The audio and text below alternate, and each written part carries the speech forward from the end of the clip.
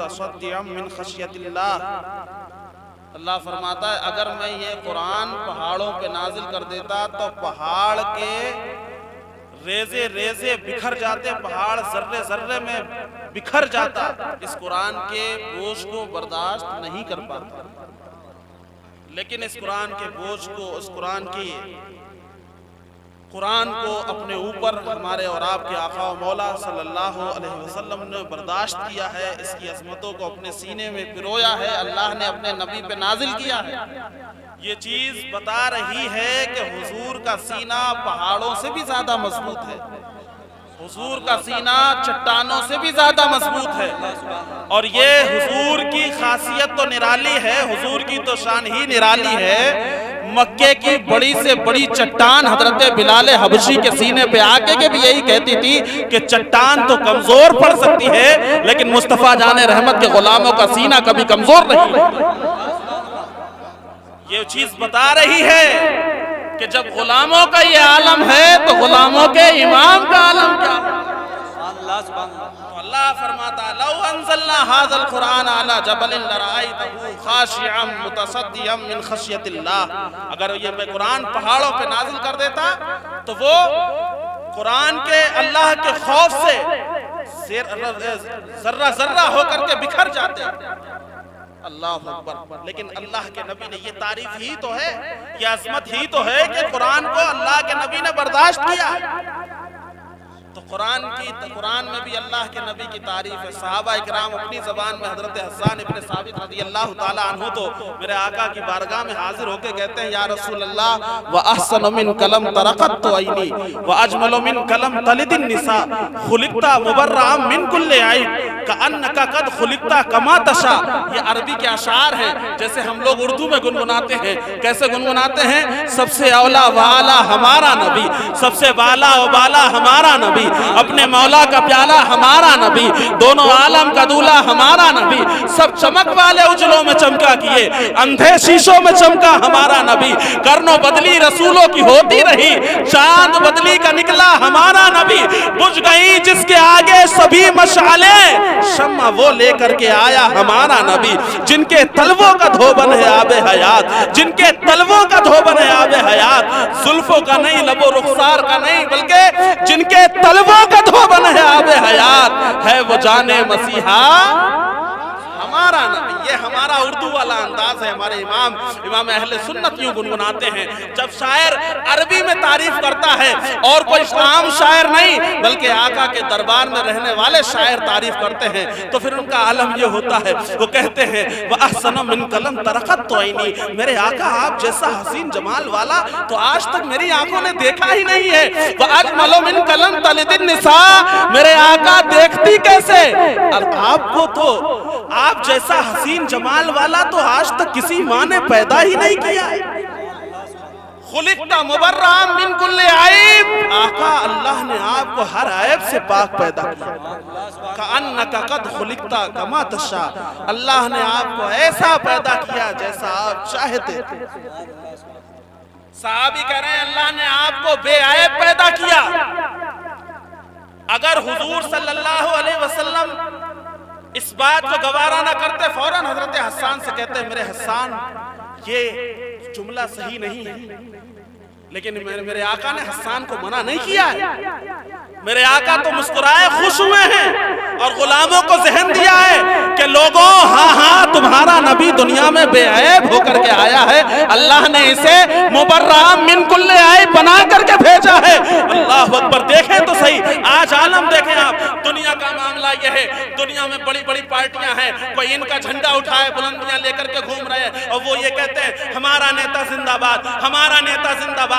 हर party का इंसान, हर party का कार्यकर्ता यही कहता है, हर वर्कर की जुबान पे यही है, हमारा नेता जिंदाबाद, हमारा नेता जिंदाबाद। अल्लाह अकबर। देखें सुन्नी हो वो भी कहता हमारा नेता जिंदाबाद, देवबंदी हो वो भी कहता हमारा नेता जिंदाबाद, वहाबी हो वो भी कहता हमारा नेता जिंदाबाद, गैर मुकल्लिद हो लेकिन दुनिया की लालच में ये सब आकर के यही कहते हैं हमारा नेता जिंदाबाद, जबकि सारी दुनिया जानती है हर नेता घोटालेबाज होता है, हर कार्यकर्ता ठेका लेता है तो उसका कुछ परसेंटेज उसकी जेब में जाता है। हजरात, हर कोई घोटालाबाज है, हर कोई दागदार चेहरे वाला है, लेकिन जबानों पे क्या है? हमारा नेता जिंदाबाद, हमारा नेता जिंदाबाद, हमारा नेता जिंदाबाद। ऐ मुस्तफा जान रहमत की साथ में कमियां निकालने वाले, नाकाम कोशिशों को अंजाम देने वालों, सुनो, दुनिया अपने दागदार नेताओं के नारे लगा करके कहती है हमारा नेता जिंदाबाद। मुसलमानों, अपने मुकद्दर पे नाज करो। अल्लाह ने तुम्हें किसी नेता के पीछे नहीं बल्कि अपने बेऐब नबी का दामन अता कर दिया है। अब हर इंसान को चाहिए कि वो ये कहे कि लोगों, सबसे औला वाला हमारा नबी, सबसे बाला वाला हमारा नबी, अपने मौला का प्यारा हमारा नबी, दोनों आलम का दूल्हा। नारे तकबीर, नारे तकबीर, नारे रिसालत, नारे रिसालत, मस्तके आला हजरत फैजाने हुजूर बहरुल इरफान, नारे तकबीर, नारे रिसालत जिंदाबाद जिंदाबाद। जिनमें कमियां हैं उनके तो नारे हमारा नेता जिंदाबाद, और जिसे अल्लाह ने कायनात का ताजदार बनाया है उसमें कमियां निकालने की कोशिश करते हैं। हजरात, वजह सिर्फ ये है, एक शायर ने बड़ा प्यारा शेर कहा और कहते हैं हर आदमी हकदार नहीं बाग़े इरम का, हर आदमी हकदार नहीं बाग़े इरम का। आखिर लोग हुजूर जैसी अज़मत और शान के मालिक, हुजूर जैसे अज़मत और शान के मालिक शख्स के बारे में ऐसा कोई कैसे कह सकता है? लेकिन मामला पता क्या होता है? मामला ये होता है हर आदमी हकदार नहीं बाग़े इरम का। हर शख्स की किस्मत में हूरें नहीं होती, हर शख्स की किस्मत में हूरें नहीं होती। बू जहल कहां और कहां दौलत ईमान, पीपल के दरख्तों में खजूरें नहीं होती, पीपल के दरख्तों में खजूरें नहीं होती हैं। हजरात, पीपल के दरख्तों में खजूरें जैसे नहीं होती हैं, ऐसे ही गुस्ताखों को कभी अल्लाह के नबी का कलमा मैसर नहीं होता है, वो चले जाते हैं दुनिया से, कोई उनका नाम लेने वाला नहीं होता है, कोई उनका जानने वाला नहीं होता है, कोई उनका पहचानने वाला नहीं होता है। कब्रों पे उनके आके कोई 4 आयात की तिलावत करने वाला नहीं होता है। लेकिन अल्लाह अकबर, वारे मिसबाहुल आशिकीन, वारे वारिसे देवा, वारिस वारे मेरे ख्वाजा, वारे सरहिंद के मुजद्दिद, वारे बरेली के इमाम, वारे महरेरा के आले रसूल, वारे कछौछा के मखदूम सिमनानी, तुम्हारी असमतों को सलाम। तुम्हें गुजरे तो 400, 500, 1,000 सालें हो गई है, लेकिन मुस्तफा की गुलामी का सदका है कि जो जलवा वारिसे देवा के रोजे पर नजर आता है वो कहीं और नजर नहीं आता है। वो बता रहे हैं लोगों, शहनशाही असल जो है वो मुस्तफा की गुलामी का नाम है, और जो मुस्तफा का गुलाम नहीं होता है वो कोई दुनिया का बादशाह नहीं हो सकता। सुभान अल्लाह, सुभान अल्लाह, जिंदाबाद। हजरात, इसलिए इंसान को हमेशा नबी की तारीफ करना चाहिए। उसकी तारीफ, जिसकी तारीफ की जाए तो कभी मुकम्मल ना हो, जिसकी तारीफ कभी खत्म ना हो। बहरहाल हजरात, मैं आज की तकरीर में सिर्फ 2-3 बातें आपसे करना चाहता हूं। मुसलमानों, अल्लाह रब्बुल इज्जत कुरान मुक़द्दस में फरमाता है वला तहिनु वला तहज़नु, अपने आप को कमजोर महसूस न करना, वला तहज़नु, और अपने आप को गमगीन न करना, गम न करना, व अंतुमुल आलौना, तुम सबसे ऊपर रहोगे, तुम सबसे बुलंद रहोगे, तुम्हें कोई पीछे नहीं कर सकता है, तुम सबसे बुलंद रहोगे, तुम्हारा मुकाबला कोई नहीं कर सकता है, तुम सब पे गालिब आओगे। इन कुंतुम मुमिनीन, शर्त ये है कि तुम सच्चे ईमान वाले बन जाओ। सुभान अल्लाह, सुभान अल्लाह। शर्त यह है कि तुम सच्चे ईमान वाले बन जाओ। ये बैठे हुए हैं सब पढ़े लिखे लोग, ये जानते हैं ईमान किसका नाम है, और आप भी जानते हैं ईमान किसका नाम है। हर कोई जानता, कहते नहीं वो बहुत ईमानदार इंसान है, मतलब ईमान नाम की चीज भी उसके अंदर नहीं, लेकिन अगर वो सच्चा है और अगर वो बिजनेस अच्छा करता है, अगर वो तौलता सही है, अगर वो बातचीत अच्छी करता है, तो क्या कहते हैं ये बड़ा ईमानदार इंसान है। मतलब ईमान की खूबी से देखें, किसी के अंदर एक चीज आती है तो दुनिया कहती है ये बड़ा ईमानदार है। ईमानदार का मतलब होता है, दार का मतलब होता है रखने वाला, ईमानदार ईमान वाला, रोजेदार रोजे वाला, मालदार माल वाला। तो ये दार का मतलब ये फारसी का लफ्ज है। इसी तरह जो ईमानदार होता है यानी ये ईमान वाला है। मेरे भाइयों, आज अगर हम और आप अपने ईमान को सही कर लें तो आज फिर हम और आप बुलंद हो सकते हैं। जी हाँ, बुलंदियां सिर्फ और सिर्फ मुस्तफा जाने रहमत के कदमों में, इसके अलावा बुलंदियां कहीं नहीं है, अज़मतें कहीं नहीं है, ताजदारी कहीं नहीं है, रिफातें कहीं नहीं है, बुलंदियां कहीं नहीं है। हजरात, अपने नबी सल्लल्लाहु अलैहि वसल्लम की अज़मतों को अगर हम और आप पहचानेंगे तभी हम और आप सच्चे मोमिन हो सकते हैं। आज देखें दुनिया कैसे परेशान है, दुनिया में तबाही का आलम है, दुनिया एक तबाही के दहाने पे खड़ी है। ऐशो इशरत तो है, पैसा तो है, मालो दौलत तो है, रुपया तो है, सब कुछ है, लेकिन हजरात सुकून कहीं नहीं है। बड़े बड़े मालदार नींद की गोलियां खाने पे मजबूर हैं, लेकिन उसके बावजूद उन्हें बड़े अच्छे अच्छे गद्दों पे नींद नहीं आती है। अल्लाह अकबर। लेकिन क्या शान है गुलामाने मुस्तफा की। कभी हजरत उमर फारूक की दास्तान पढ़ के देखो, ईंट का तकिया लगा के जमीन पे सो जाते थे। अल्लाह अकबर। सोते जमीन पे थे, ऐसा लगता था जैसे अर्श से कोई फरिश्ता आकर के सो रहा है। हजरात सुकून की नींद होती थी, और वो तो सहाबा हैं। आज अगर गुलामाने मुस्तफा को देखें तो हम और आप देखेंगे जितनी सुकून की नींद उन्हें आती है उतनी सुकून की नींद किसी को नहीं आती। हजरात, बड़ा अलमिया तो यह है कि हम सब अपने ईमान का बहुत बोलबाला समझते कि हम ईमान वाले हैं, हम मुसलमान हैं, और हम ये हैं और हम वो हैं। लेकिन कभी हमने और आपने एक चीज पे गौर किया? बहुत गौर से सुनिएगा, बात हमारे समझ में आ रही है आपके? आ रही समझ में? हो सकता है कोई बात हमारी ज्यादा कड़वी हो, लेकिन सच्ची होगी। अरबी में कहा जाता है अल हक मुर्रुन, हक जो होता है वो थोड़ा कड़वा होता है, सच जो होता है ये कड़वा होता है। तो हो सकता है कोई कड़वी बात हो, और ये आप बिल्कुल ये ना समझिएगा कि मैं आपसे कह रहा हूं, मैं जिक्र कर रहा हूं, उसमें मैं भी शामिल हूं और आप भी शामिल।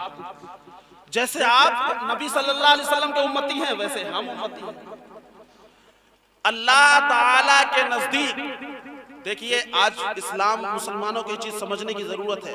जात पात, हसब नसब, मालो दौलत, घर खानदान, ये दुनिया की चीजें हैं, इससे अल्लाह का कुर्ब हासिल नहीं होता है।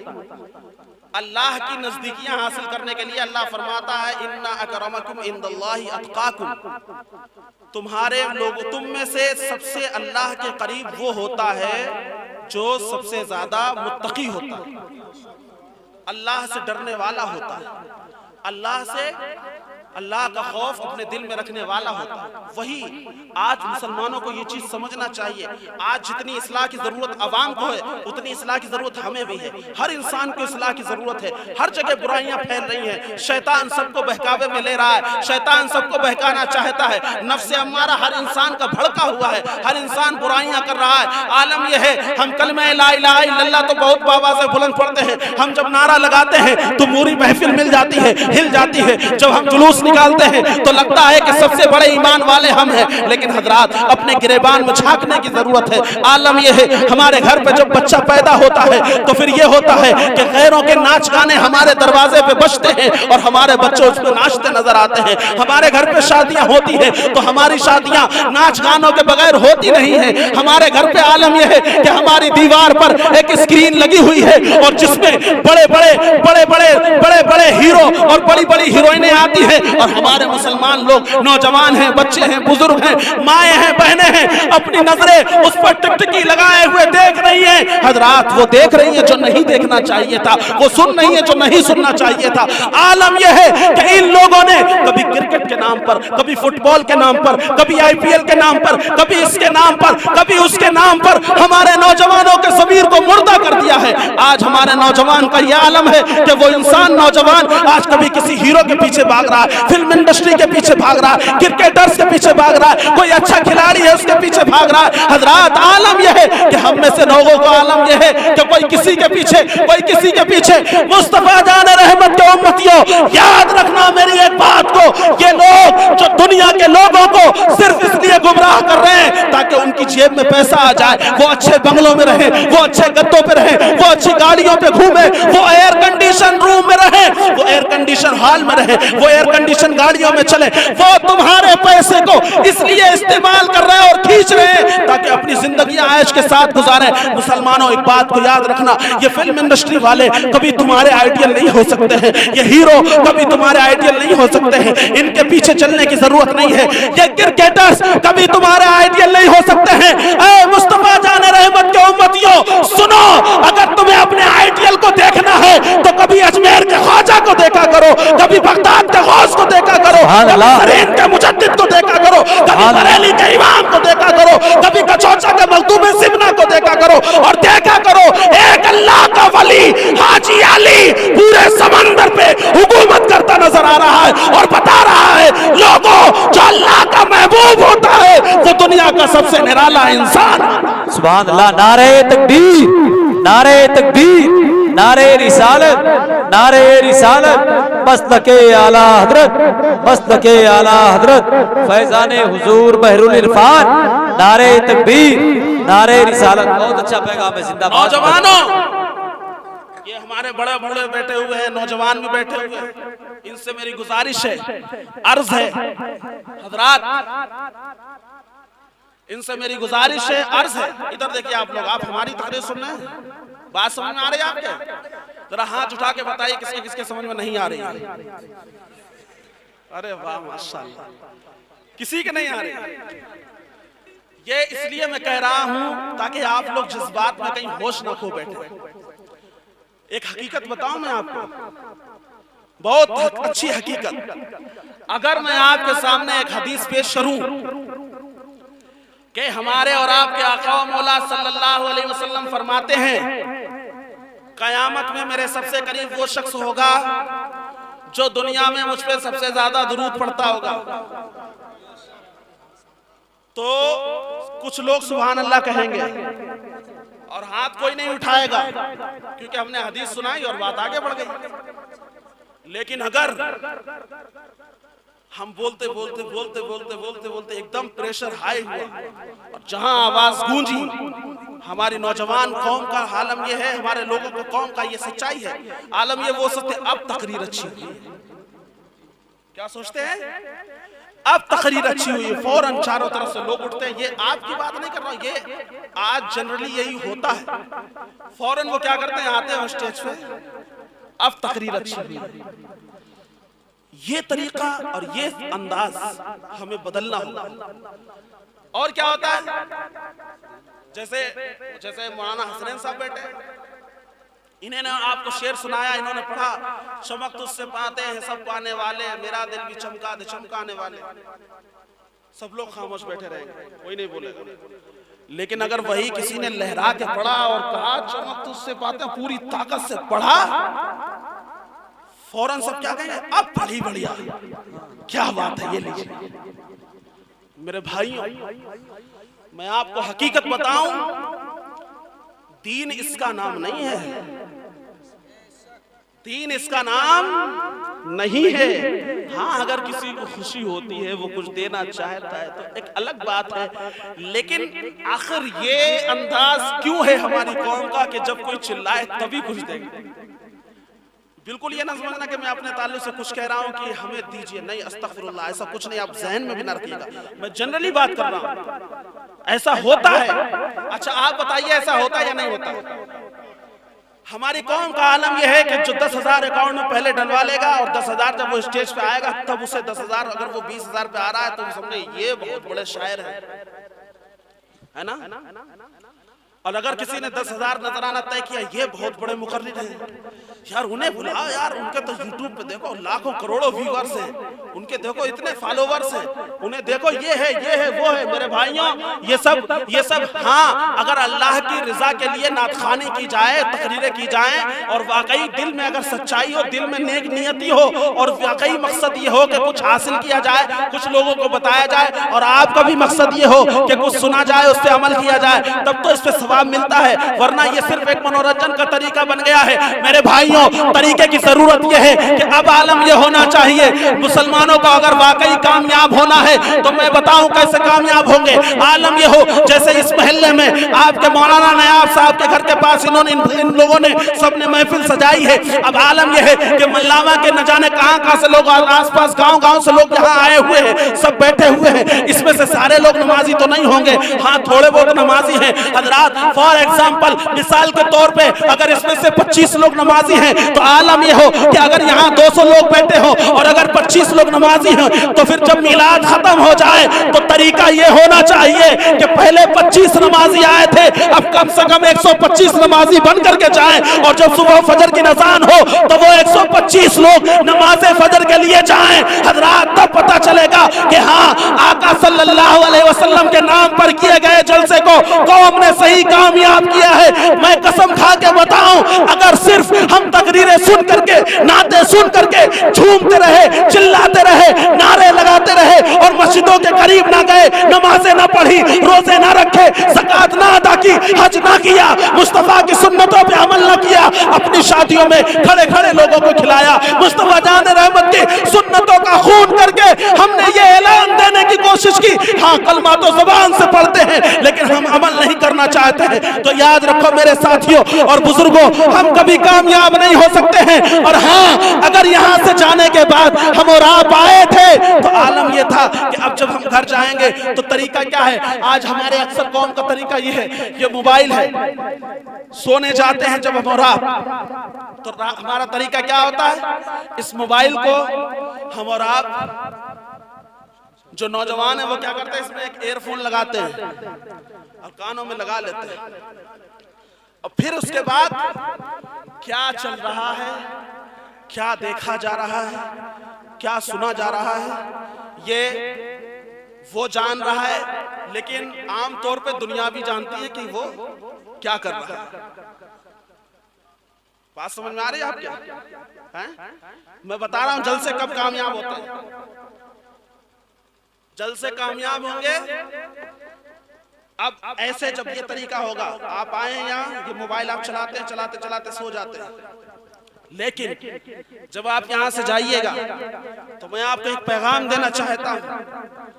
देखिए अल्लाह फरमाता है, व अंतुमुल आलौना इन कुंतुम मुमिनीन, बुलंदी तभी मिलेगी जब सच्चे ईमान वाले बन जाओ,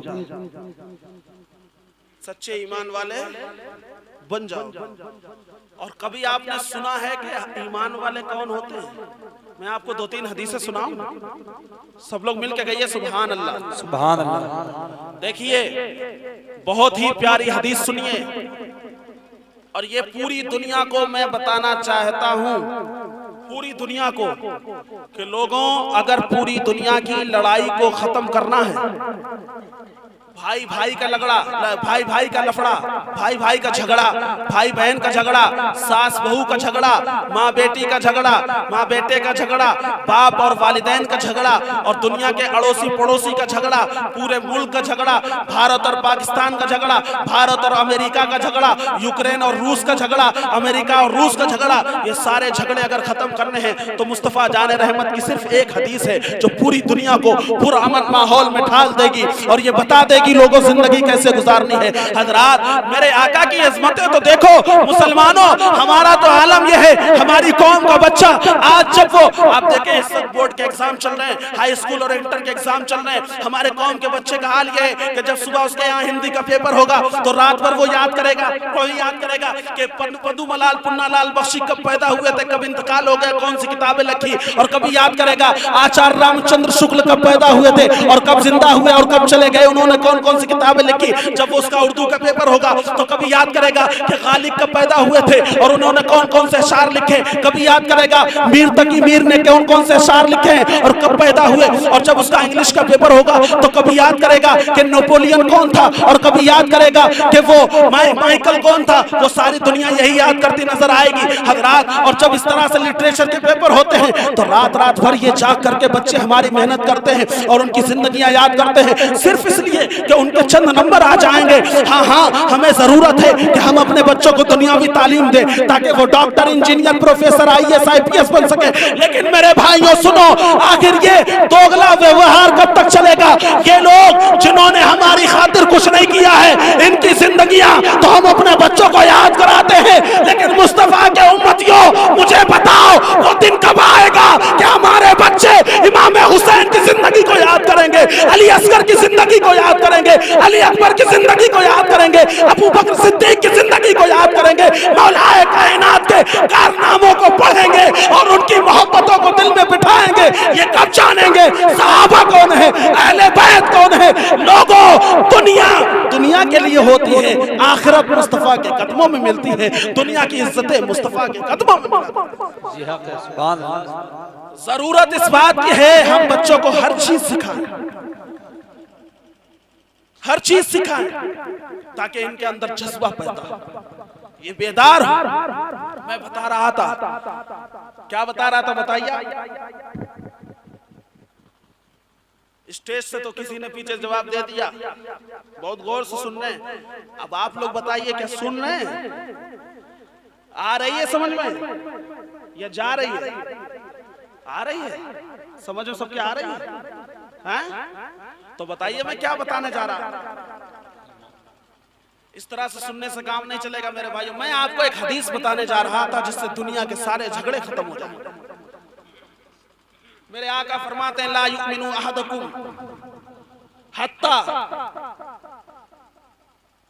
हत्ता युहिब्बा लिअखीहि मा युहिब्बु लिनफ्सिहि। तुम में से उस वक्त तक कोई मोमिन नहीं हो सकता है जब तक वो अपने भाई के लिए वही न पसंद करता हो जो अपने लिए पसंद करता है। यानी जो अपने लिए पसंद करता है वही अपने भाई के लिए पसंद करे। जिस दिन ये माहौल क्रिएट हो जाएगा उस दिन दुनिया का हर झगड़ा खत्म हो जाएगा। मुझे बताइए भाई का झगड़ा क्यों होता है? वो कहता हमें ये चाहिए, दूसरा कहता हमें ये चाहिए।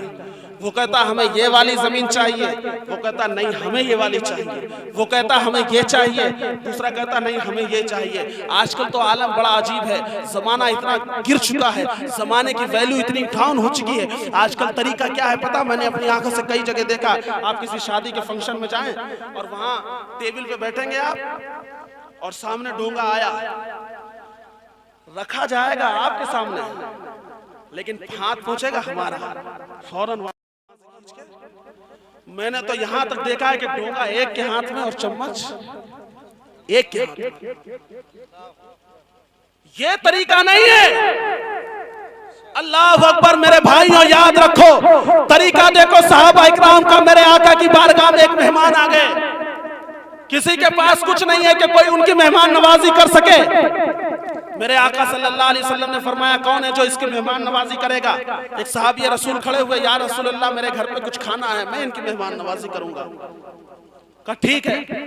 अपने घर पे लेके पहुंचे, अपनी बीवी को साइड से किया और बोले सहाबी रसूल मैं अल्लाह के नबी का मेहमान तो ले आया हूं, लेकिन खाना तो सिर्फ इतना है कि जिसे एक आदमी खा सकता है। अगर कहीं हमने या तुमने या बच्चे ने शामिल हुए तो वो खाना कम पड़ जाएगा। तो कहा फिर क्या करना चाहिए? कि सुनो रात का वक्त है, चिराग जल रहा है, मैं खाना खाने बैठूंगा और अपने मेहमान को लेके बैठूंगा और जैसे ही मैं खाने के लिए इब्तिदा करूं, खाना स्टार्ट करूं, फौरन तुम चिराग को गिरा देना धोखे से, और ये कहना चिराग धोखे से गिर गया। और आज का लाइटर या माचिस का जमाना तो था नहीं जो एकदम कोई चीज जल जाए। जब चिराग गिर गया तो चिराग बुझ गया। अब सहाबी का आलम यह है कि मेहमान ने तो खाना शुरू कर दिया, वो सहाबी बस यूं ही हाथ अपने बर्तन में लगाते हैं और खाली हाथ मुंह के पास ले जाते हैं, बस ये एहसास दिलाना चाहते हैं कि हाँ हम भी तुम्हारे साथ खा रहे हैं। ये आखिर हदीसों का जज्बा हमारे अंदर कब पैदा होगा? उन्होंने खिला दिया मेहमान को खाना और खुद भूखे रहे, बच्चे को भूखा सुला दिया। अल्लाह अकबर। सुबह हुई, मुस्तफा जान रहमत की बारगाह में पहुंचे। मुस्तफा जान रहमत मुस्कुरा रहे हैं, फरमा रहे हैं मेरे सहाबी, अल्लाह की बारगाह पे बारगाह से तेरे लिए सलाम आया है। रात जो तूने काम किया है, तेरा रब भी तुझसे राजी हो गया है, तेरा नबी भी तुझसे राजी हो गया। किसने बताया था मेरे आका आपका गुलाम खुद नहीं खा रहा है, आपके मेहमान को खिला रहा है? कि किसी ने नहीं बताया था। ऐ दुनिया वालों, मेरे आका की शान वो है कि रहते तो मदीने में मज़ार में है, लेकिन अगर उनका उम्मती दुनिया के उस पार उन्हें दिल से याद करता है तो कसम खुदा की मेरे आका आज भी उसकी बातों को सुनते हैं और उसकी फरियाद रसी फरमाते हैं और उसकी दुआओं को सुन करके उन्हें कबूलियत की सनत भी आती है। अल्लाहु अकबर। या रसूल अल्लाह, या रसूल अल्लाह। जिंदाबाद जिंदाबाद जिंदाबाद। ये हजरात ये तरीका। तो मैंने क्या हदीस सुनाई? ला युमिनु अहदुकुम हत्ता युहिब्बु li अखीहि मा युहिब्बु li नफ्सिही। कोई इंसान उस वक्त तक मोमिन नहीं होगा जब तक कि वो अपने भाई के लिए वही ना पसंद करने लगे जो अपने लिए पसंद करता है। जी मेरे आका फरमाते ला युमिनु अहदुकुम हत्ता अकूना अहब्बा इलैहि मिन वालिदिही व वलदिही वन्नास अजमईन। लोगों, अगर ईमान मुकम्मल करना है तो अपने माँ बाप, अपने बच्चों और दुनिया के हर इंसान से ज्यादा मोहब्बत अल्लाह के नबी से। मेरे आका फरमाते हैं। और सुन्नी क्या करते हैं? सुन्नी क्या करते हैं कि मैं सबसे पक्का दीवाना हूँ, मैं सबसे आका का सल्लल्लाहु अलैहि वसल्लम का जानिसार हूँ। अरे ये तो सब ऐसे ही हैं। हजरात, मेरे भाइयों, अहले सुन्नत से ताल्लुक रखने वाले मेरे प्यारे प्यारे सुन्नी भाइयों, सिर्फ बातों का नाम सुन्नियत नहीं है, सिर्फ बातों का नाम सुन्नियत नहीं है। अगर मुस्तफा से मोहब्बत है तो फिर तरीका ये हो। हजरत राबिया बसरिया से पूछा लोगों ने, राबिया तुम दिन भर में इतनी रकात नमाज क्यों पढ़ती हो? क्या पूछा? राबिया बसरिया बहुत बड़ी अल्लाह की वलिया हुई, बहुत बड़ी अल्लाह की वलिया हुई। ये काबे नहीं पहुंच पाई तो काबतुल्लाह इनके पास आ गया था। अब तो कहिए सुभान अल्लाह, सुभान अल्लाह, सुभान अल्लाह। लोगों ने पूछा, क्या पूछा? क्या पूछा? बताइए। आप तक आवाज नहीं पूछ रही क्या? पूछा कि आप इतनी नमाज क्यों पढ़ती हैं? इतनी नमाज क्यों पढ़ती हैं? दिन भर में तकरीबन 1,000 रकात नमाज पढ़ती थी। फरमाती हैं, लोगों, जिस दिन से मैंने ये सुना है खुर्रतु ऐनी फिस सलाह, मेरे आका ने फरमाया है नमाज मेरी आंखों की ठंडक है। मैं चाहती हूँ कि मैं सजदा करती रहूं और मेरे आका की आंखों को ठंडक पहुंचती रहे। सुभान अल्लाह, सुभान अल्लाह। बहुत अच्छे। इसका नाम इश्क है, इसका नाम मोहब्बत है। हदीसें पढ़ा करो, सहाबा इकराम की जिंदगियां पढ़ा करो। सहाबा इकराम की जिंदगी को पढ़ेंगे आपके ईमान ताजा हो जाएगा। आज मॉब लिंचिंग का जमाना है, माहौल खतरनाक है, हर तरफ से हमारे ऊपर जुल्म सितम है, लेकिन हजरात ये सब हमारे कर कमलों द्वारा हो रहा है। अगर हमने ऐसे आमाल न किए होते तो हमें ये दिन देखने को नहीं मिलते। हमारी ताकतों का अंदाजा तो उस वक्त लोगों ने लगाया था जब बद्र के मैदान में 313 रमजान मुबारक के महीने में निकले थे और मदीने से 313 लोग निकले थे। 8 तलवारें थी जिसमें कुछ ऐसी थी कि उसमें कुछ दिखाई नहीं, धार ही नहीं थी, कुछ किसी काम की नहीं थी। लेकिन अल्लाह पर जब मदीने से निकले तो यहूद और नसारा ने उन्होंने देखा कि ये लोग कहाँ जा रहे हैं, सब लोग इकट्ठा होकर के।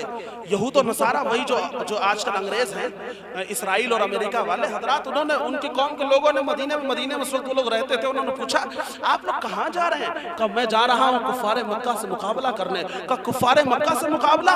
वो जानते हैं उनके पास कितने हथियार हैं और वो जानते हैं उनके पास कितनी ताकतें हैं। जानते हैं तुम्हारे पास तो 2 घोड़े हैं और 8 तलवारें हैं और उनके पास तो हर इंसान के पास हाथी घोड़े ऊंट है हजरात, तुम उनका कैसे मुकाबला करोगे? मेरे मुसलमान भाइयों जरा गौर से सुनिए अपने मुस्तफा जान रहमत के गुलामों के जवाब को और अपने ईमानों को ताजा करिए। मुस्तफा क्या जाने रहमत के गुलाम फरमाते हैं, ऐ लोगों सुनो, तुम मुझसे हथियारों की बात करते हो, तुम मुझसे जानवरों की बात करते हो, तुम मुझसे तलवारों की बात करते हो।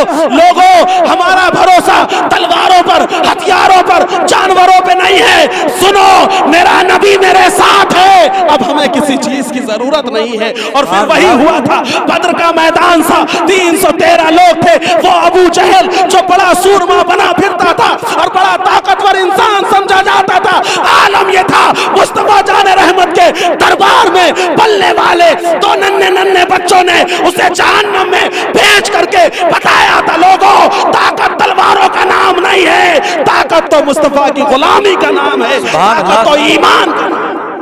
अल्लाहु अकबर, या रसूल अल्लाह, या रसूल अल्लाह, जिंदाबाद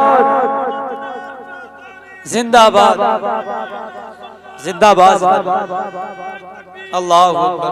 मेरे भाई आखिरी बात बताऊं और बात को खत्म करने के करीब ले चलूं। आप लोग सुन रहे हैं गौर से? बातें हमारी समझ में आ रही हैं? अच्छा, जिनके समझ में आ रही है वो लोग जरा कह दीजिए सुभान अल्लाह। सुभान अल्लाह। ईमान को मजबूत करिए। अब कैसे कैसे मजबूत होगा सुनिए। जो इंसान हराम और हलाल की तमीज नहीं करता है, ना उसे हराम से मतलब है ना हलाल से बस मिलना चाहिए, वो इंसान कभी सच्चा मोमिन नहीं हो सकता। जो इंसान कभी झूठ बोले, हाँ मुसलमान है, ईमान वाला है, लेकिन सच्चा मोमिन, अल्लाह फरमाता लानतुल्लाहि अलल काज़िबीन, झूठों पर अल्लाह की लानत है। क्या ऐसा हो सकता है कि मोमिनों पे अल्लाह की लानत है? कभी नहीं होगा। तो ईमान में जब कमजोरी आती है तब इंसान झूठ बोलता है।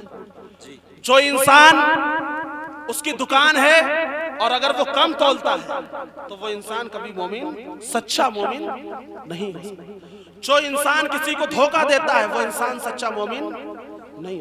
जो इंसान अपने माँ बाप की नाफरमानी करता है वो इंसान सच्चा मोमिन नहीं हो सकता। जो इंसान किसी मोमिन भाई के लिए दिल में बुराई रखता है वो इंसान सच्चा मोमिन नहीं हो सकता। जो इंसान किसी इंसान की ग़ीबत करता है वो इंसान सच्चा मोमिन नहीं हो सकता। जो इंसान किसी की चुगली करता है वो इंसान कभी मोमिन सच्चा नहीं हो सकता। हाँ, मुसलमान होना अलग चीज है, हाँ ईमान वाला होना अलग चीज है, लेकिन कामिलुल ईमान होना ये कुछ और ही बात होती है। वअंतुमुल आलौना इन कुंतुम मुमिनीन, बुलंद जब हो गए जब ईमान वाले होंगे। मैं कह रहा था मॉब लिंचिंग का जमाना है। सुनिए, बड़ी अच्छी बात हमें याद आ गई और मैं आपको बताऊं और अपनी बात को खत्म करूं। एक सहाबी रसूल है, उनका नाम है अब्दुल्ला इब्न हुज़ाफा। क्या नाम है? अब्दुल्ला इब्न हुज़ाफा। सिर्फ आप इतना याद कर लें, हजरत अब्दुल्ला। सहाबी तो जानते होंगे किसे कहते हैं। सहाबी वो लोग होते हैं जिन्होंने मेरे आका सल्लल्लाहु अलैहि वसल्लम को अपनी आंखों से देखा, और उनसे ज्यादा खुशकिस्मत लोग कोई नहीं। अंबिया और मुरसलीन के बाद सबसे प्यारी जमात सहाबा इकराम की जमात है, और उनके सरदार हजरत अबू बकर सिद्दीक है, और दूसरा नंबर हजरत उमर इब्न खत्ताब का है, तीसरा नंबर हजरत उस्मान इब्न अफ़्फ़ान का है, चौथा नंबर हजरत मौलाए कायनात का है, फिर उसके बाद दीगर तमाम सहाबा हैं। सहाबी वो होते हैं जो हमारे नबी के कंपेनियन होते हैं, जो हमारे नबी के कंपेनियन होते हैं। कंपेनियन उन लोगों को कहते हैं जिनसे मिलकर कंपनी बनती है। तो हमारे आका और हमारे आका की पूरी कंपनी जो सहाबा की जमात है, देखिए गौर से सुनिएगा। क्या नाम बताया था मैंने? नाम सहाबी रसूल का नाम क्या बताया था? अब्दुल्ला। अब्दुल्ला। भाई आप लोग बोल लेते हैं क्या? आप लोग हमसे बोल लेते हैं? हमसे लड़ाई है क्या? हमसे बोलते नहीं हम लोग। क्या नाम बताया? हजरत अब्दुल्ला इब्न हुज़ाफा। हजरत अब्दुल्ला जा रहे थे, एक नसरानी बादशाह के कुछ सिपाहियों ने आपको पकड़ लिया। पकड़ के बादशाह के पास पहुंचे। बादशाह के सामने पहुंचे। बादशाह, पुराने बादशाहों की ये तरीका होता था कि अगर कोई किसी का बहुत अच्छा इंसान मिल जाता था तो वो उसे जान से मारते नहीं थे।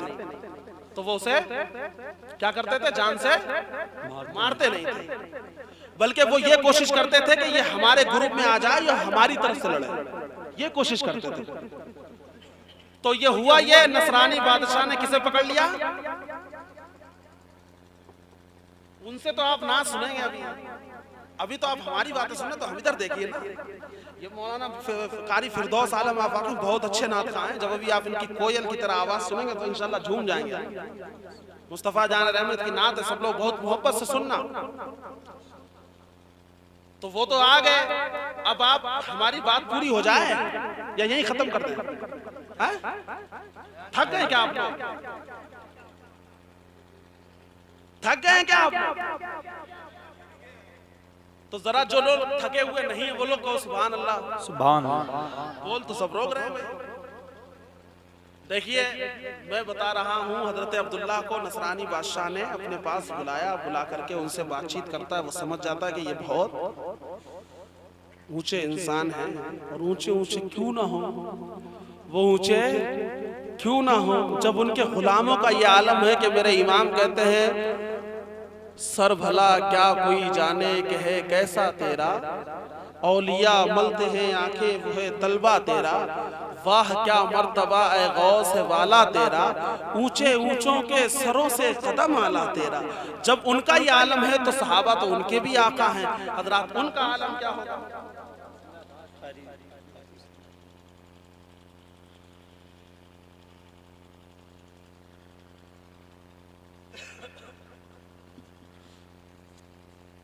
दुरूद पाक पढ़िए आप सब लोग एक बार। सैयदना मौलाना मदन बारिक वसल्लम सलातो सलाम अलैका अल्लाह सल्लल्लाहु अलैहि वसल्लम। तो बात ये चल रही थी, उसने इस बादशाह ने उनसे बात की, समझ गया बड़े ये आलिशान इंसान है, कहता है कि ऐसा करिए आप मुस्तफा जान रहमत का दामन छोड़िए और हमारे साथ आ जाइए, उनका दामन छोड़िए और हमारे साथ आ जाइए। अब उसे क्या पता कि हजरत बिलाल ने सीने पे पत्थर रख के भी आवाज यही थी, छूट जाए अगर दौलते कौनैन तो क्या गम, छूटे न मगर हाथ से दामन मोहम्मद। दुनिया तो छूट सकती है लेकिन आका का दामन नहीं छूट सकता। फरमाते हैं ऐसा तो नहीं हो सकता, ये तो इम्पॉसिबल है, ये कहाँ होने वाला है कि मुस्तफा जान रहमत के गुलाम मुस्तफा जान रहमत की गुलामी छोड़ दें। ये गुलामी तो मुकद्दर वालों को मिलती है। अरे आका से पहले अंबिया दुआ करते रहे, मेरे मौला अपने महबूब का उम्मती बना दे, मेरे मौला अपने महबूब को उम्मती बना दे, और हम तो मुकद्दर से उम्मती बन गए। अब इससे बड़ा और शरफ क्या होगा, अब इसे छोड़ा नहीं जाएगा। कहते नहीं ये कुछ कबूल नहीं है, मैं अल्लाह के नबी का गुलाम हूँ, मैं अल्लाह के नबी का गुलाम हूँ, ये सब कुछ कबूल नहीं है। कहते सुनो एक मेरे पास ऑफर है, अगर वो एक्सेप्ट कर लोगे तो मैं तुम्हारे साथ अच्छा सलूक करूंगा और तुम्हें अपना लूंगा। क्या ऑफर है? कहा सुनो मेरी एक बेटी है, अगर तुम मेरे साथ आते हो और अपना मजहब छोड़ते हो तो मैं तुम्हें अपना दामाद बना लूंगा। और दामाद तो आप लोग जानते हैं क्या हाल चाल होते हैं दामाद साहब के, दामाद कितने आलीशान होते हैं, और दामाद तो माशाल्लाह हर वक्त एकदम तैयार रहता, कब गुस्सा आ जाए कब ये हो जाए, और वो सोचते हमारी तो हुकूमत है, हमारा तो ये जलवा है, हमारा तो वो जलवा है। हजरात दामादों को भी चाहिए कि वो अपनी अहलिया का ख्याल रखें, ये किसी की बेटी है, किसी की नूरे नजर है, किसी की लख्ते जिगर है, इसके साथ अच्छा सलूक किया जाए। हजरात उसने ये ऑफर दिया मैं तुम्हें दामाद बनाऊंगा। मुस्तफा जाने रहमत की शान ये है, उनके गुलामों का आलम ये था, तारीख शाही थे। जब अंग्रेजों ने मेरे आका के गुलामों से जंग लड़ने से पीछे हट गए थे, उन्होंने कहा था मैं तुमसे जंग नहीं लड़ूंगा, मेरा एक चैलेंज अगर एक्सेप्ट कर लोगे मैं जंग हार जाऊंगा। क्या है? कहा मेरे बाजार से तुम अपने सिपाहियों को गुजार दो, अगर वो पास हो गए तो मैं जंग हार जाऊंगा। ठीक है गुजार देंगे। हजरात अंग्रेजों ने छोटे छोटे कपड़े पहना करके अपनी नौजवान बच्चियों को खड़ा कर दिया है, लेकिन अल्लाह अकबर मुस्तफा जान रहमत के गुलाम हैं, गुजरते चले जा रहे हैं, निगाहें नीची हैं, आका की याद अपने दिलों में बसाए हुए हैं और बता रहे हैं लोगों मुस्तफा के गुलाम किसी की बेटियों पे गलत नजरें नहीं डालते हैं, बल्कि आलम यह है अगर कोई दूसरा किसी की बेटी पे आके उठाता है तो ये बेटी की हिफाजत के लिए अपने हाथों को बुलंद कर दिया करते हैं। और तुम कह रहे हो मुझसे दामाद बना लूंगा और तुम्हें माफ कर दूंगा। हजरात उन्होंने कहा नहीं नहीं ये भी कबूल नहीं है। कहा सुनो एक ऑफर और है। कहा क्या ऑफर है? अगर मेरा दीन में आ जाते हो और दीन इस्लाम को छोड़ते हो तो तुम्हें मैं अपनी आधी हुकूमत का हाकिम बना दूंगा, आधी हुकूमत तुम्हारे हवाले कर दूंगा। सुना ये ऑफर, जलाल आ गया मुस्तफा जान रहमत के गुलाम को। अरे तूने मेरी गुलामी की कीमत लगाने की कोशिश की है। सुन बादशाह, ये तो तेरी हुकूमत है, मैं तुझे चैलेंज करता हूं, तू अरबों अजम की हुकूमत को एक कर ले, दुनिया भर की हुकूमत को मिला ले, सारी दुनिया की हुकूमत को एक कर दे, अमेरिका से जापान तक की हुकूमत को एक कर दे, कश्मीर से कन्याकुमारी और रूस तक की हुकूमत को एक कर दे, और फिर अब्दुल्ला के गुलामों में, वो अब्दुल्ला के कदमों में वो ताज डाल करके कहे छोड़ दे अपने मुस्तफा का दामन। तो सुन बादशाह, इसकी जबान पर यही होगा, छूट जाए अगर दौलते कौनैन तो क्या गम, छूटे न मगर हाथ से दामाने मोहम्मद। अब ये दामन नहीं छूटेगा, हुकूमत ठुकरा दी जाएगी। बादशाह ने सुना, हैरान हो गया, ऐसे भी लोग होते हैं, दुनिया तो हुकूमत की प्यासी है, दुनिया तो हुकूमत करना चाहती है, तुम कितने निराले इंसान हो। जल्लादों को हुक्म दिया कि इसे दीवार से लगा करके खड़ा कर दो। दीवार से खड़ा कर दिया गया लगा के। ऐ मुसलमानों, देखो अपने आका के गुलामों की शान देखो, दीवार से खड़े हैं हाथ बांधे। जल्लादों को बादशाह ने हुक्म दिया तीर बरसाना, लेकिन इसके जिस्म पे ना लगने पाए, इसके जिस्म पे कोई तीर ना लगने पाए, कभी इधर बरसाना कभी उधर बरसाना। हजरात तीर बरसाए जा रहे हैं, हजरत अब्दुल्ला खड़े मुस्कुरा रहे हैं। आलम यह है, जबान से बार बार यही कह रहे हैं। बादशाह कहता देखो अभी तुम्हारे पास वक्त है, समझ जाओ वरना तुम्हारी जान जा सकती है। उनकी जबान पर यही है, ऐ इंसान सुन ले, ये सर तो कट सकता है लेकिन जबान पर हमेशा ला इलाहा इल्लल्लाह के तराने गुनगुनाते रहूंगा, जबान से समझौता नहीं करूंगा। ऐ लोगों, हिंदुस्तानी मुसलमानों सुनिए हजरात, अब तीर बरसाए जा रहे हैं। जब वो इसमें भी कामयाब ना हुआ तो एक कढ़ाव लाया गया और कढ़ाव में तेल को गर्म किया गया और एक इंसान कैदी को बुलाया गया। बादशाह ने हुक्म दिया इसे इसमें डाल दिया जाए। डाल दिया गया उसे, उसका गोश्त और उसकी हड्डियां अलग हो गई। अब्दुल्ला इब्ने हुज़ैफा से कहा गया, ए अब्दुल्ला देख रहे हो उसके हाल को, अगर तुम्हें इसमें डाल दिया जाएगा तुम्हारा भी यही हाल होगा। हजरात जल्लादों को हुक्म दिया, चूंकि अब्दुल्ला इब्ने हुज़ैफा के हाल ज़बान पर यही है, छुट जाए अगर दौलते कौनैन तो क्या गम, छूटे न मगर हाथ से दामाने मोहम्मद। कहा जल्लादो इसे डाल दो कढ़ाव में। डालने के लिए करीब पहुंचे कढ़ाव के। हजरात जब करीब जाने लगे तो आंखों से आंसू गिरने लगे, रोने लगे हजरत अब्दुल्ला इब्ने हुज़ैफा। बादशाह के जल्लादों ने देखा अब शायद काम बन रहा है, अर्ज करते हैं आका ये तो रो रहा है। कहा ठीक है इधर ले आओ, लगता है अब काम हो गया है, लगता है अब ये मान जाएगा, अब ये मान जाएगा। आंखों से आंसू निकल रहे। कहा मैंने पहले ही तुमसे कहा था कि छोड़ दो दामने मुस्तफा को, लेकिन तुम नहीं माने थे, अब तो समझ में आ रही है। कहा समझ में नहीं आ रही है। कहा फिर रो क्यों रहे हो? कहा रो इसलिए रहा हूँ, सुनो मैं अपने रब से बातें कर रहा हूँ और तुम मुझे आज मारने जा रहे हो, मैं अपने रब से बातें कर रहा हूँ। क्या बातें कर रहे हो? सुनो अल्लाह अकबर। मेरे भाइयों तारीख के वो सुनहरे अल्फाज सुनिए जो हजरत अब्दुल्ला की ज़बान से निकले थे और बादशाह के महल को हिला करके रख दिया था। उन्होंने कहा था ए बादशाह मैं मुस्तफा जाने रहमत का गुलाम हूँ, अपने रब से बातें कर रहा हूँ। मेरे मौला तूने एक जान दी है, आज तेरे नबी के नाम पर कुर्बान करने जा रहा हूँ। काश तूने 1000 जाने अता की होती और मैं एक एक करके सब तेरे नबी के नाम पर कुर्बान करता चला जाता और दुनिया को यही बताता कि मुस्तफा जाने रहमत कभी मौत से घबराते नहीं है, बल्कि मौत के मुंह में हाथ डाल करके कहते हैं अशहदु अल्ला इलाहा इल्लल्लाह व अशहदु अन्ना मुहम्मदन अब्दुहु व रसूलुहु। बादशाह हैरान हो गया, करीब बुलाया और करीब पेशानी पे चूमा और कहा जब गुलामों का ये आलम है तो फिर गुलामों के इमाम का क्या आलम। चूमा पेशानी को, कहा जाओ तुम्हें माफ करते हैं, तुम जाओ। हजरत उमर का जमाना था, हजरत उमर के पास पहुंचे। हजरत उमर ने खड़े होकर के इस्तेकबाल किया। जब उन्हें यह बताया गया तो खड़े होकर के इस्तेकबाल किया और पेशानी को चूमा और कहा ए मुसलमानों सब लोग आज हजरत अब्दुल्ला की पेशानी को चूमो। बताना यह है कि कितना ही खतरनाक मौका आ जाए, जबान पर ला इलाहा इल्लल्लाह मुहम्मद रसूलुल्लाह ये जब ही होगा जब ईमान मजबूत होगा। लेकिन अगर हराम का खाना खाया और हराम का, आज लोग कहते हैं नहीं हम बड़े पारसा हैं, हम बड़े पाक साफ हैं, और दूसरों को यार वो ऐसा है वो ऐसा, वो ये नहीं देखते ये इस उंगली से जिसे वो कह रहे हैं इसके नीचे 3 उंगलियां और हैं, ये 3 उंगलियां बार बार कह रहे हैं यार अपने आप को तो देखो, अपने आप को तो देखो, अपने आप को देखो, 3 बार अपने आप को देखो जब किसी के ऊपर एक बार नजर डालो। हम नहीं देखते हमारा पैसा कहां से आ रहा, हम क्या कर रहे हैं, हम क्या देख रहे हैं, क्या खा रहे हैं, क्या सुन रहे हैं। तो आज बदलाव की जरूरत है, तालीम की जरूरत है। आज देख रहे हैं आप कितना हिजाब का मुद्दा गरमाया हुआ है और अगर हमारे कॉलेज स्कूल होते तो आज हमें ये दिन देखने नहीं पड़ते। मल्लावा इतना बड़ा शहर है, बड़े बड़े पैसे वाले यहाँ होंगे। सबको चाहिए कि मल्लावा में एक अच्छा दीन इस्लामिक एटमॉस्फेयर में पढ़ाने वाला इंग्लिश मीडियम स्कूल होना चाहिए, एक डिग्री कॉलेज होना चाहिए, जिससे हमारे बच्चे ग्रेजुएशन करें, पोस्ट ग्रेजुएशन करें, बच्चियां पढ़ें, उनकी इज्जत और आबरू महफूज रहे। एक अच्छे मदारिस चल रहे हैं, ये लोग काम कर रहे हैं, ऐसे ही स्कूल भी होना चाहिए जहाँ अच्छाई सिखाई जाती है, बच्चों को हाफिज और आलिम बनाया जाता। और हाफिज और आलिम भी वही काम के होते हैं जो सुबह फजर में भी नमाज में होते हैं, और जोहर में भी नमाज में होते हैं, असर में भी नमाज में होते हैं, मगरिब में भी नमाज होते हैं, ईशा में भी नमाज में होते हैं। ये और बात है, कभी यहाँ होते हैं, कभी कहीं होते हैं, कभी कहीं होते हैं, लेकिन जो सोते रहते हैं वो सोते रहते हैं, वो कौम के किसी काम नहीं आते हैं। चाहे हम हो चाहे आप, नमाज हम पे भी फर्ज है, नमाज तुम पे भी फर्ज है, रोजा हम पे भी फर्ज है, रोजा तुम पे भी फर्ज है। नहीं रखेंगे और उसके बाद कहेंगे मुसलमान परेशान बहुत है, ज़कात अदा नहीं करेंगे मुसलमान परेशान बहुत है। कहते तुम बड़े मालदार आदमी, कहा बहुत बच्चे बहुत तरक्की कर रहे हैं, बंबई में बच्चों ने तो बिल्कुल बेफिक्र कर दिया। आलम यह महीने की 1 लाख रुपए कमाई है और इतने बड़े मालदार हैं कि ज़कात और फितरा खाते हैं। कैसे खाते मैं आपको बताऊं, दूसरे का नहीं खाते। भाई हमारे पास 1 लाख रुपया है तो उसका 2500 रुपए ज़कात बनी, और अदा कितनी करते हैं 500 रुपया, और 2000 कहाँ गई, हमारी जेब में गई।